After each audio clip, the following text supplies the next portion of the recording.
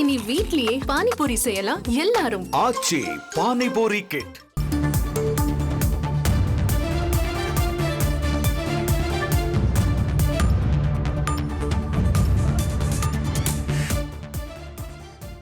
இந்திய கடற்படைக்கு மேலும் வலு சேர்க்கும் விதமாக 26 ரஃபேல் மரைன் விமானங்கள் வாங்க ஒப்பந்தம் கையெழுத்தாகியிருக்கிறது.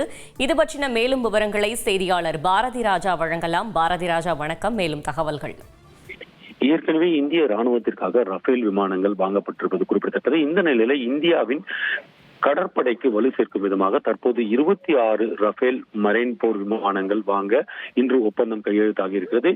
63,000 கோடி செலவில் இந்த ஒப்பந்தமானது கையெழுத்தாகி இருக்கிறது. இதன்படி 26 ரஃபேல் விமானங்கள் இந்திய கப்பற்படையில் விரைவில் சேரும். இந்த 26 ரஃபேல் விமானங்களும் INS விக்ராந்த் விமான கப்பலில் இடம்பெறும் என்றும் கூறப்படுகிறது. ஏனென்றால் கப்பற்படையின் திறனை அதிகரித்து அதன் ஆற்றலை பல மடங்காக உயர்த்த இந்த ரஃபேல் போர் விமானங்கள் உதவிகரமாக இருக்கும். இதன் மூலமாக இந்திய கடற்படை நீர் நில பாதுகாப்பு, விமான இயக்கங்கள், உலகத்தரத்தில் இருக்கும் திறன்களை பெறுவது உள்ளிட்டவை இந்த இந்திய கப்பற்படைக்கு பெறக்கூடும்.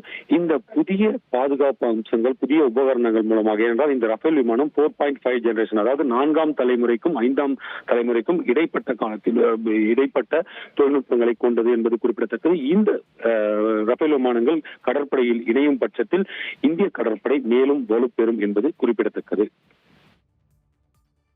தகவல்களுக்கு நன்றி பாரதி ராஜா. இனி வீட்லயே பானிபூரி செய்யலாம் எல்லாரும். ஆச்சி பானிபூரி கிட்.